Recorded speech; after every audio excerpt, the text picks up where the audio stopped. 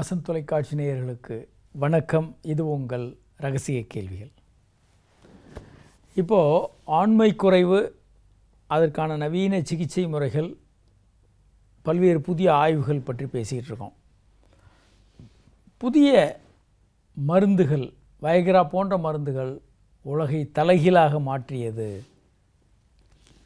ஒரு காலத்தில் பென்சிலின் என்ற ஒரு எதிர் உயிரி நோய் கிருமிகளுடைய எதிரியாக கண்டுபிடிக்கப்பட்டப்போ மிகப்பெரிய பாதிப்பை அது ஏற்படுத்தியது. அடுத்து மிகப்பெரிய ஒரு உலகை புரட்டி போட்ட ஒரு மருந்துனா ப்ரொசாக். ஒரு மன அழுத்தத்தை மாத்திரைகள் மூலம் மாற்ற முடியும் என்று நிரூபிக்கப்பட்டது ப்ரொசாக். அதே போல் வயக்ரா மிகப்பெரிய பரபரப்பை ஏற்படுத்திய ஒரு மருந்து. வாய்வழியில் ஒரு மாத்திரையை சாப்பிட்டுட்டு ஒரு செக்ஸ் பண்ண முடியாதவர்களும் அற்புதமாக செக்ஸ் பண்ண முடியும் என்பதை நிரூபித்த ஒரு மாத்திரை. இந்த படத்தில் பார்க்குறீங்க எப்படி வயக்ரா விரைப்புத்தன்மையை ஏற்படுத்துகிறதுன்னு இந்த படத்தில் பார்க்குறோம். முதல்ல வயக்ரா நேரடியாக வேலை செய்யாது. அதனால தான் வயக்ரா போட்டுட்டு ஒருத்தங்க அவங்க வாட்டுக்கு வேலையை செஞ்சுக்கிட்டு இருந்தாங்கன்னா சில நேரம் அவங்களுக்கு விரைப்புத்தன்மை வராது, செக்ஸ் நல்லா இருக்காது.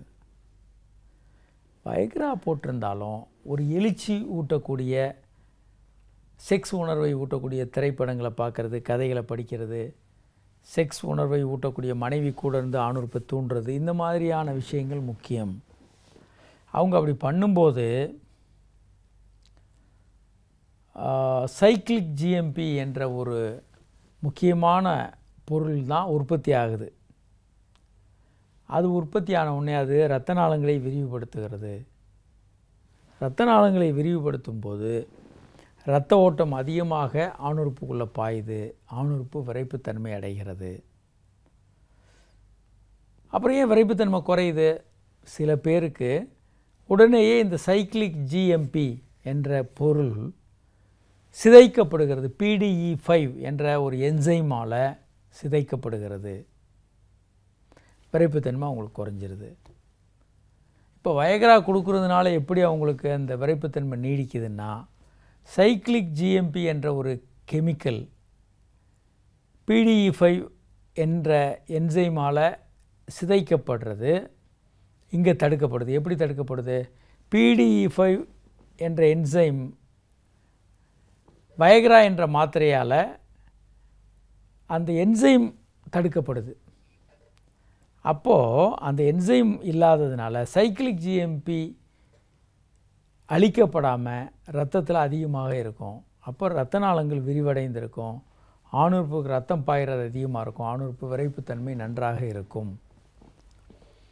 தொடர்ந்து இந்த இரத்த நாளங்கள் விரிவடைந்து இருக்கிறதுனால தொடர்ந்து விரைப்புத்தன்மை நீடித்துக்கிட்டு இருக்கோம். ஒரு காலர் பார்ப்போம். ஹலோ.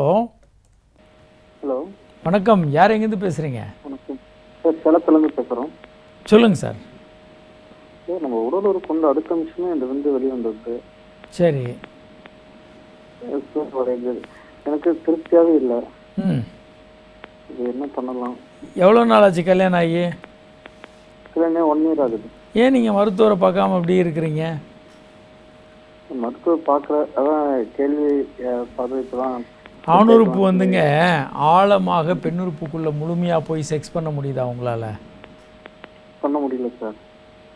ஆணுறுப்பு உள்ளே போகுதா முழுமையா? முழுமையாக போகுது. அது அந்த அளவுக்கு போகுது. போகுதா போகலையா? போகுது சார். சரி. அப்போ நம்ம இந்த நிகழ்ச்சியில் நிறைய பயிற்சிகள் சொல்கிறோம். நீங்கள் கீழே படுத்து மனைவி மேலேருந்து செக்ஸ் பண்ண சொல்லுங்கள். அதே மாதிரி அவங்க மனைவியுடைய கிளைட்டோரஸ் என்ற உறுப்பை தூண்டி அவங்க உச்சகட்டம் அடைந்த பிறகு நீங்கள் செக்ஸில் ஈடுபடுங்க. சரிங்க. அவங்களுக்கு ஜி ஸ்பாட்டுன்னு இருக்குது, அதை தூண்டுங்க. மார்பகங்களை தூண்டுங்க. ஏ ஸ்பாட்டுன்னு இருக்குது, அதை தூண்டுங்க. விரல்களை முழுமையாக உள்ள விட்டு அவங்க உச்சகட்டம் அடைந்த பிறகு நீங்கள் செக்ஸில் ஈடுபடுங்க. இந்த முறையில் ஈடுபட்டீங்கன்னா நீங்கள் முழுமையான தாம்பத்திய உறவில் ஈடுபட முடியும். சரியா?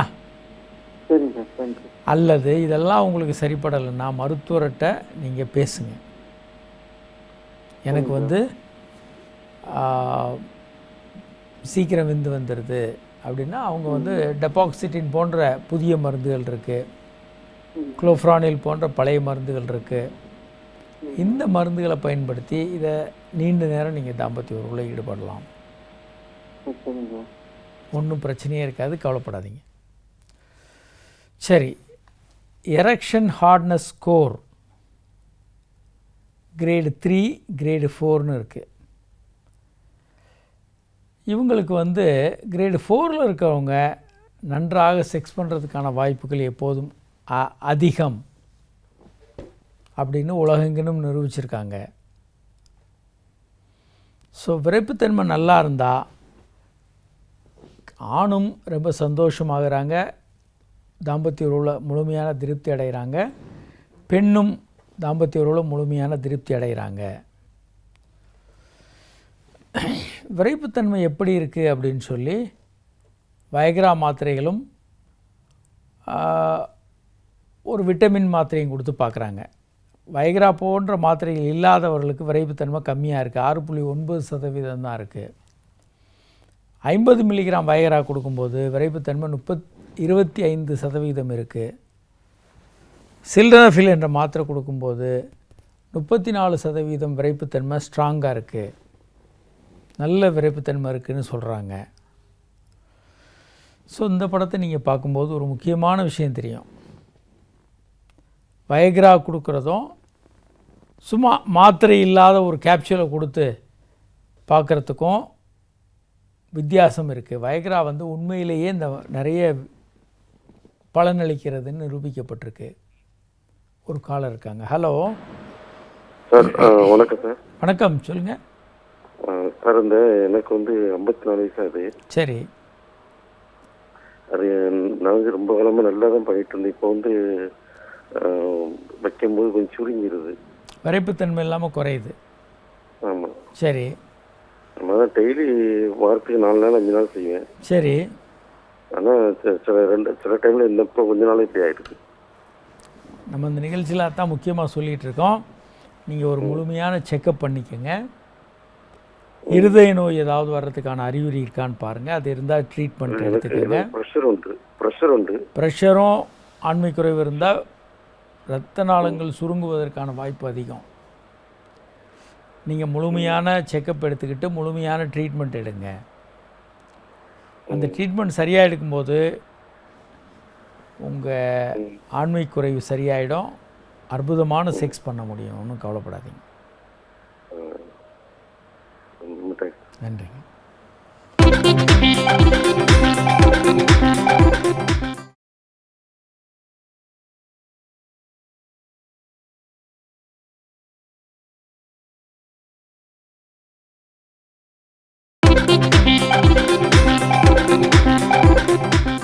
ஐநூற்றி 14 மனிதர்களை வச்சு, வயது வந்து 19லேருந்து 79 வயதுள்ள மனிதர்களை வச்சு ஆண்மை குறைவோடு எதெல்லாம் நெருக்கமாக தொடர்பில் இருக்குது அப்படின்னு பார்த்தா சர்க்கரை நோய், இரத்த கொதிப்பு, மன அழுத்தம், இருதய நோய் போன்ற நோய்கள் தான் வருது. இதை சரி செய்ய முடியும். அதே மாதிரி இப்போது ஆண்மை குறைவு போக்குறதுக்கு வாய்வழி மாத்திரைகள் இன்றைக்கி நிறைய இருக்குது. இந்தியாவில் கிடைக்கக்கூடிய மாத்திரைகள் அப்படின்னு பார்த்தா சில்டனஃபில், தடலஃபில் போன்ற மாத்திரைகள் கிடைக்குது.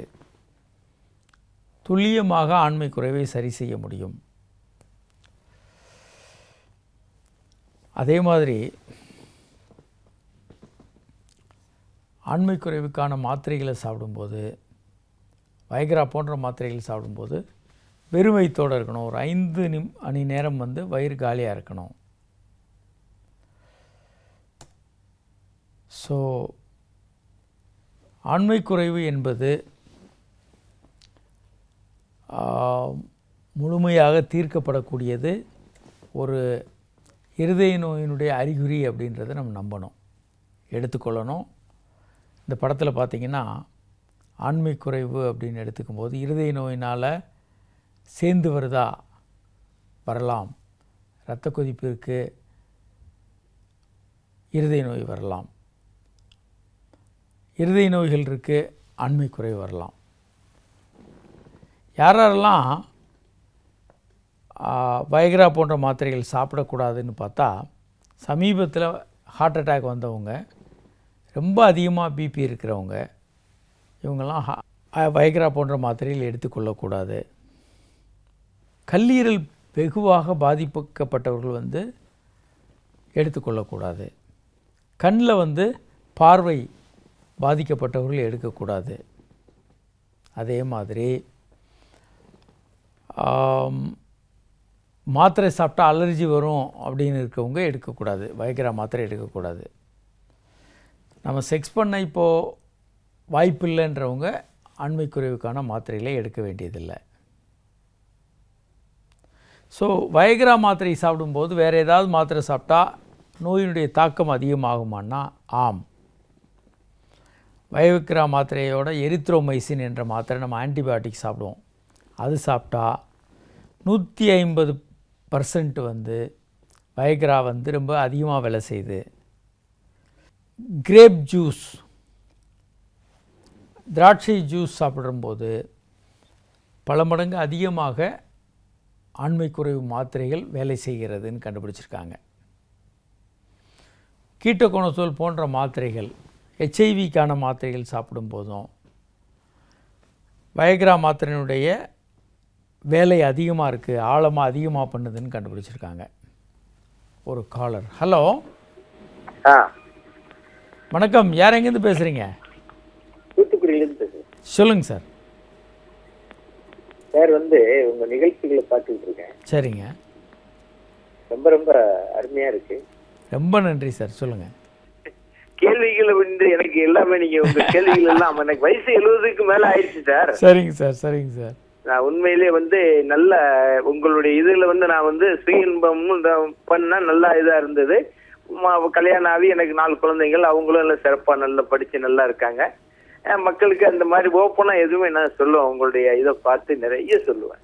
ரொம்ப நன்றி, ரொம்ப நன்றி. உங்களை வச்சு தமிழ்நாட்டு மக்கள் நிறைய என்னை பொறுத்தளவுல நிறைய மக்கள் நல்ல இந்த கேள்விகளை கேட்டு உண்மையிலே போலி டாக்டர்கிட்ட போகாம நீண்ட நாள் வாழ்க்கையை எங்களுக்கு தர்றது மிக மிக ரொம்ப சிறப்பா இருக்கு சார் உங்க நிகழ்ச்சி.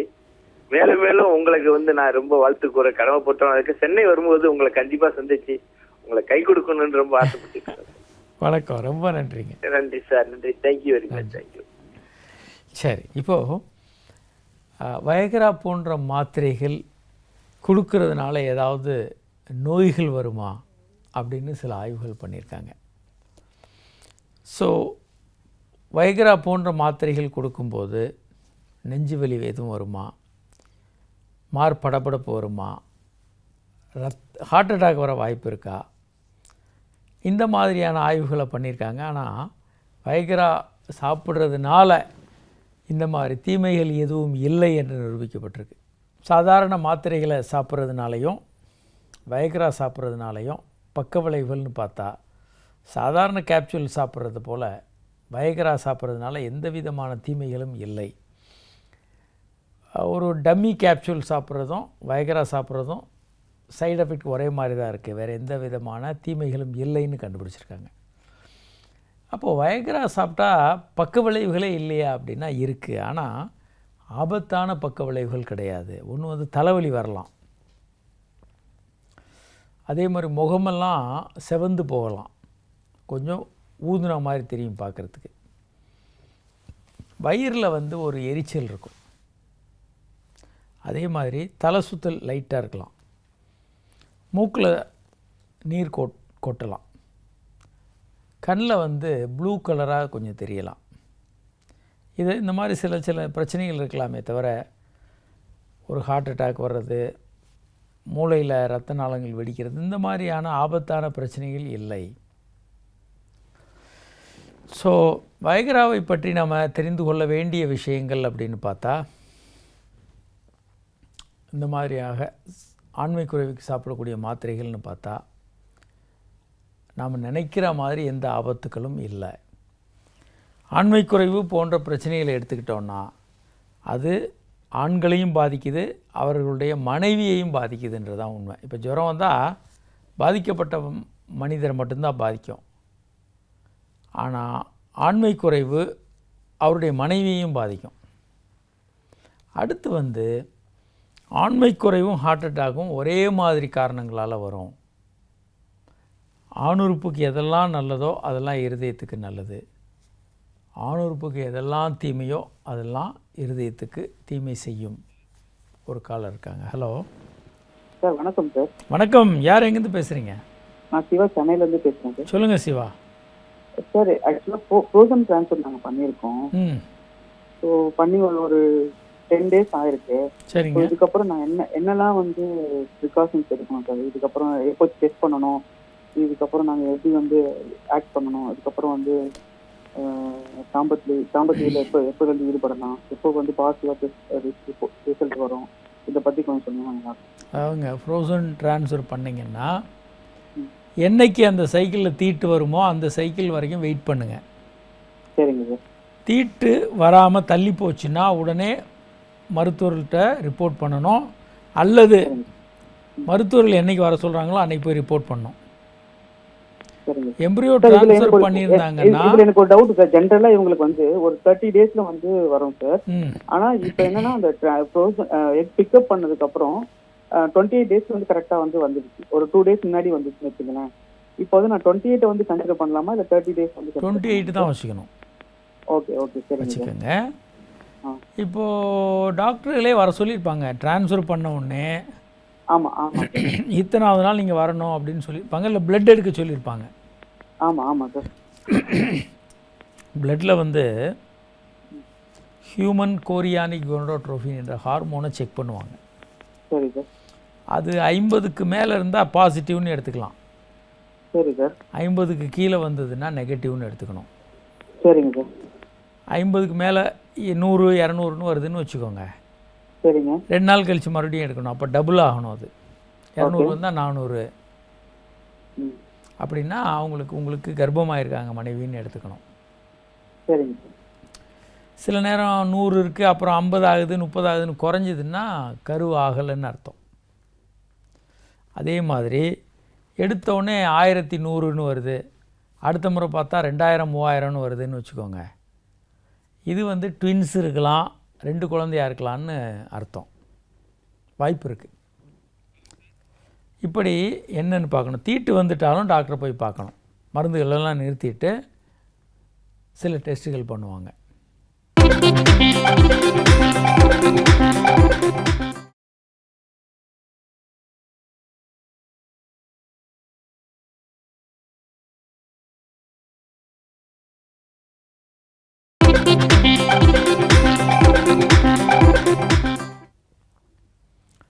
இப்போ ஒரு காலர். Hello sir. வணக்கம் சார். வணக்கம். யார் எங்கேருந்து பேசுகிறீங்க? சார் நான் கள்ளக்குறிச்சியிலேருந்து பேசுகிறேன் சார். சொல்லுங்கள் சார். சார் எனக்கு அலைன்ஸ் பார்த்துருக்காங்க. சரி. என்னோட ஒய்ஃப் அதான் வரப்போகிறவங்க கொஞ்ச நேரத்துக்கு முன்னாடி என்கிட்ட பேசுனாங்க. அவங்க ஃப்ரெண்டு யாரோ ஒருத்தவங்க மேரேஜ் ஆனாங்க போல் இருக்கு. அவங்கள்ட்ட போய் இந்த மாதிரி செக்ஸ் வச்சுட்டா ப்ளீடிங் ஆகும் அந்த மாதிரி ஏதோ சில சொல்லியிருக்காங்க. அவங்க என்கிட்ட வந்து கேட்குறாங்க. அதுக்கு என்ன சொல்கிறதுன்னு எனக்கு புரியலைங்க சார். இந்த மாதிரி பயப்பட வேண்டாம்னு சொல்லுங்கள். சரிங்க சார். இப்படியெல்லாம் பயப்படாதீங்க. செக்ஸ் என்பது ஒரு இனிமையான அனுபவமாக இருக்கும். அதை பற்றி ஒரு பயத்தையும் ரத்தம் போக்கு இருக்கும், வலிக்கும், அது இதுன்னு சொன்னாங்கன்னா அவங்களுக்கு மனதளவில் பயம் வந்துடும். மனதளவில் வெஜைனிஸ்மஸ், அவங்க பயந்துட்டே என்கிட்ட அப்படி சொல்கிறாங்க சார். மனதளவில் வெஜைனிஸ்மஸ் என்ற பிரச்சனை வர்றதுக்கு இதுதான் காரணம். யாராவது பெரியவங்க வந்து நல்லது செய்கிறோன்னு நினச்சிக்கிட்டு நீ வந்து வலிக்கும் பொறுத்துக்கோ, ரத்தம் போகும் கவலைப்படாத, இப்படி ஏதாவது சொல்லி விட்ருவாங்க. சரிங்க சார். சில பேர் நார்மலாக எடுத்துக்குவாங்க, சில பேர் பதட்டம் ஆகிடுவாங்க. அப்படின்னு கணவன் பக்கத்தில் வந்தாலே கூச்சி ஓடிடுவாங்க. சரிங்க சார். பயப்பட ஆரம்பிச்சிருவாங்க இதை நினச்சி. அவங்கள எப்படிங்க சார் நான் சொல்லி கன்வின்ஸ் பண்ணுறது? நீங்கள் கன்வின்ஸ் பண்ண வேண்டாம், இதை பற்றிலாம் இப்போ பேச வேண்டாம். இது எல்லா பெண்களுமே செக்ஸில் ஈடுபடும்போது லேசாக வலிக்கலாம், அதெல்லாம் கவலைப்பட வேண்டியதில்லை அப்படின்னு சொல்லுவீங்க. உலகத்தில் எல்லா பெண்களுமே செக்ஸ் பண்ணி அப்படி தானே இருக்காங்க. சார் உலகத்தில் எல்லா பெண்களுமே தாம்பத்திய உறவில் ஈடுபடுறாங்க, குழந்தை பெற்றுக்கிறாங்க, அதெல்லாம் இயல்பான விஷயம் தானே. அதில் ஒன்றும் எக்ஸ்ட்ராடினரியாக வலிக்காதுன்னு நீங்கள் சொல்லி வைங்க, அவ்வளோதான். அதை பற்றி சரிங்க பெரிய சார், எனக்கு ஒரு அளவுக்கு டவுட்டுங்க சார். ம் எனக்கு கொஞ்சம் எமோஷன் ஆகி ஃபீலிங்ஸ் அதிகமான விந்து வெளியேறிடுதுங்க சார். விந்து இல்லைங்க, ஆணுறுப்புலேருந்து ஒரு வளவளன்னு திரவம் கொஞ்சம் வெளியே வரும். ஆமாம் சார். அது இயல்பானது. நீங்கள் எக்ஸைட் ஆகுறீங்க, நீங்கள் இந்த காதலியை நினச்சி செக்ஸ் தூண்டுதலுக்கு உள்ளாகிறீங்கன்னு அர்த்தம். சரிங்க சார். அது நார்மல். சரிங்க சார். அவ்வளோதான், கவலைப்படாதீங்க, இதெல்லாம் நார்மலுங்க. இந்த படம் உங்களுக்கு ரொம்ப நிறைய ஒரு பல்வேறு விஞ்ஞானபூர்வமான தகவல்களை கொடுக்குற ஒரு படம். ஆண்மைக்குறை வந்து முக்கியமாக இரத்த நாளங்களுக்கு உள்ளே உள்ள அதனுடைய உள்பகுதி வந்து எண்டோத்தீலியம்னு பேர். எண்டோன்னா உள்ள, தீலியான்னா செல்லு. உள்ளே இருக்க செல்கள், இரத்த நாளத்தின் உள்ளே இருக்க செல்கள் வந்து முதல்ல பாதிக்கப்படும். Endothelial dysfunction. அது வந்து ஆண்மை குறைவை உண்டு பண்ணும். ஒரு காலர் இருக்கார். ஹலோ. ஹலோ வணக்கம், யார் எங்கேருந்து பேசுகிறீங்க? சார், நாங்கள் ஈரோட்டிலேருந்து பேசுகிறோம். சொல்லுங்கள் சார். சார் டாக்டருங்களா? நான் தான் பேசுகிறேங்க, சொல்லுங்கள் சார். சார், நம்மளது என்னன்னா, சொல்லுங்கள். நான் நல்ல ட்ரிங்க்ஸ் சாப்பிட்றதுனால செக்ஸ் என்ஜாய் பண்ண முடியறது இல்லை. இது தெரிஞ்ச விஷயந்தான், சொல்லுங்கள். ட்ரிங்க்ஸை நிறுத்த வேண்டியதானே? என்ன சார்? ஆல்கஹால், மதுவை நிறுத்த வேண்டியதானே? சார், அது ஒரு பார்ட் ஆகி போச்சு. சரி. ஆ அதாவது லைஃப் ஒரு பார்ட் அப்படிங்கும்போது, பிஃபோர் ஹியூமனுக்கு வந்து கல்யாணம் ஆகிறதுக்கு முன்னால் ஒரு பார்ட்டு, கல்யாணம் ஆனதுக்கப்புறம் ஒரு பார்ட்டு, ஆ கல்யாணம் ஆனதுக்கப்புறம் குழந்தைங்க பிறந்துடுறாங்க. ம் அப்புறம் மனிதனுக்கு எத்தனையோ கவலைகள், எத்தனையோ கஷ்டங்கள் வருது. இதே புதுசா பழகிக்கிறான். ம் பழகும்போது இதே நம்மளால எல்லா நேரம் டெய்லி நம்ம செக்ஸ் அனுபவிக்க முடியாது. ம் சரி. அதனால ஒரு சில நேரங்கள் நம்ம வேணும்னு நினைக்கிறப்ப ஒத்துழைக்க மாட்டேங்கிறாங்க. சரி. இது எப்படி சார் இதை அப்ரோச் பண்றது? மனைவி ஒத்துழைக்க மாட்டுறாங்களா, ஆணுறுப்பு ஒத்துழைக்க மாட்டேங்குதா? ஏனுங்க சார்? யார் ஒத்துழைக்கல? மனைவி ஒத்துழைக்கலையா, ஆணுறுப்பு ஒத்துழைக்கலையா? சார், ஆணுறுப்பெல்லாம் எப்பவுமே ரெடியா இருக்குங்க சார். மனைவி தான் ஒத்துழைக்கல. ஆமா. அதாவதுங்க, மனைவியை வந்து நீங்கள் சரியாக நடத்தாமல் மோசமாக நடத்துகிறீங்க. தண்ணி போட்டுட்டு வந்து ஐயோ, மோசமா இல்லை, எப்பவுமே காலையில ரொம்ப பிரியமா இருக்கிறாங்க. நானும் அவங்க மேல ரொம்ப பிரியமா இருக்கேன். தண்ணி போட்டு வந்தோடனே கோபமாயிடுறாங்களா? ஆமா. அவங்களுக்கு பிடிக்காத செயல்களை ஏன் செய்கிறீங்க? கண்டிப்பா அவங்களுக்கு பிடிக்காத ஒண்ணுதான். சரி, காலையில் செக்ஸ் பண்ண வேண்டியதானே? எனக்கு சார், காலையில் செக்ஸ் பண்ண வேண்டியதானே நீங்கள்? சார் இதெல்லாம் காலையில எப்படிங்க சார்? எல்லாம் கூட்டு ஃபேமிலியா இருக்கிறான். 4-5 பேர், அண்ணன், அண்ணி, மாமன், மச்சான், இப்படி எல்லாம் இருக்கிறாங்க. இவங்களோட வர்றீங்க, தண்ணி மட்டும் எப்படி போடுறீங்க இவ்வளோ பேர் இருக்கும்போது கூட்டு ஃபேமிலியில்? நாங்க வெளியில போனா போட்டு வந்துடுறோம், ஒன்றும் வீட்டுக்கு தெரியாம. ம் ஆனா எல்லாம் நிறைய தடவை உங்ககிட்ட பேசணும்னு நிறைய தடவை எதிர்பார்த்துருக்கேன். எங்களுக்கு லைன் கிடைக்கவே மாட்டேங்குது. சரி, இப்போது ஆல்கஹால், இந்த மதுவிலேருந்து வெளியே வர்றதுக்கான சிகிச்சைகள்லாம் எளிமையாக இருக்குது. கரெக்ட் சார், அதுக்கெல்லாம் எனக்கு வழி சொல்லுங்க சார். 100% சரி பண்ணலாங்க, ஒன்றும் பிரச்சனை இல்லை. சரிங்க சார். அதுலேருந்து நான் வந்தேன்னா, வெளியே வந்தனாலே ம் என் லைஃப் நிறைய டிஃப்ரென்ஸ், நிறைய சேஞ்சஸ் வருங்க சார். பண்ணுங்க, உடனடியாக பண்ணுங்கள். ஏன் யோசிக்கிறீங்க? முதல்ல வந்து இதற்கான ஏராளமான சென்டர்ஸ் இருக்குது. சரிங்க சார். அங்கே போய் அட்மிட் ஆகிடுங்க. உங்களுக்கு முதல்ல வந்து இந்த மதுவை நிறுத்தினா ஏதாவது பின்விளைகள் வரும்னு டாக்டர் நினச்சாங்கன்னா அதுக்கான மயக்க மருந்தே கொடுத்துருவாங்க. பின் விளைவுகள் உங்களுக்கு ரொம்ப தெரிய வேண்டான்னு. குளுக்கோஸ், விட்டமின் எல்லாம் ஏற்றுவாங்க, எந்த ப்ராப்ளமும் உங்களுக்கு வரக்கூடாதுன்னு. கொஞ்ச நாளில் வந்து உங்களுக்கு அந்த மதுவினுடைய நினைப்பு, மது சாப்பிடலன்ற கை கால் இழுக்கிறது, பிரச்சனைகள்லாம் குறைஞ்சிரும். சார், நான் அவ்வளவு எக்ஸ்ட்ரீம்லாம் போகல. அப்போ நிறுத்திடுங்கம்மா. சரிங்க, அப்போ மருத்துவ நிறுத்திடுங்க நீங்களே. ரொம்ப ஷிவரிங் ஆகுறது, அது இல்லாம சார் 4 நாளைக்கு பந்துனா கூட கம்முன்னு இருந்துக்குவேன். ஆனா கடை, டாஸ்மாக் கடை நீக்கிறது அன்னைக்கு எப்படி இருந்தாலும் நான் சாப்பிட்ற மாதிரி ஆயிடுது. சரிங்க, இப்போது இப்படி தாங்க மதுவுக்கு அடிமையாகிறது இப்படி தான். எடுத்த உடனே போய் ஃபுல்லாக அடிமையாகிட மாட்டாங்க. இப்போ உங்களால் கடை திறந்துருந்தால் சாப்பிடாமல் இருக்க முடியலைன்ற ஒரு உணர்வு வருது இல்லையா, அந்த கிரேவிங்னு அதுக்கு பேர். இது தான் அடிமையாக்குறதுனுடைய ஆரம்ப கட்டம். அப்புறம் இப்படி நீங்கள் இன்னும் கொஞ்ச நாள் தொடர்ந்தீங்கன்னா ஒரு கட்டத்தில் குடிக்காமல் இருந்தால் கை உதறது, உடலில் பதற்றம் வர்றது எல்லாம் வர ஆரம்பிச்சிடும். அதனால் மதுவை நிறுத்துறதுக்கு இப்போயே முயற்சி பண்ணுங்கள். ஸோ ஆண்மை குறைவு என்பது ஏர்லி டெத், சீக்கிரம் கண்டுபிடிக்கணும். அப்படி இல்லைன்னா சீக்கிரம் இறந்து போகிறதுக்கு வாய்ப்பு இருக்குது, ஹார்ட் அட்டாக் போன்ற நோய்கள் அதனால் ஆண்மை குறைவு என்பது ஒரு முக்கியமான விஷயம். அதை ரொம்ப எளிதாக எடுத்துக்கிட்டு சும்மா ஒரு மெடிக்கல் ஷாப்பில் போய் மாத்திரை வாங்கி போடுறதுன்ற மாதிரி இல்லாமல், அது ஒரு பிரச்சனையினுடைய மேல் மட்டத்தில் தெரியக்கூடியது, கீழே பெரிய பிரச்சனையினுடைய பெரிய பகுதியே இருக்கலாம். அதனால் அந்த நோயை முழுமையாக கையாண்டு சரி பண்ணணும். இன்னும் நிறைய விஷயம் நம்ம தொடர்ந்து பேசுகிறோம், தொடர்ந்து நிகழ்ச்சி பாருங்கள். இன்று இந்த நிகழ்ச்சியில் பங்கு பெற இயலாத வாசகர்கள் உங்கள் கேள்வியில் எங்களுக்கு எஸ்எம்எஸ் மூலமாக அனுப்பலாம். 9841266666 என்ற எண்ணுக்கோ 94494444 என்ற எண்ணுக்கோ உங்கள் கேள்வியில் எங்களுக்கு எஸ்எம்எஸ் மூலமாக அனுப்பலாம். அல்லது hi@drkamarajhospital.com என்ற மின்னஞ்சல் முகவரிக்கு உங்களுடைய கேள்வியில் எங்களுக்கு மின்னஞ்சல் அனுப்பலாம். மீண்டும் நாளை சந்திப்போம். வணக்கம்.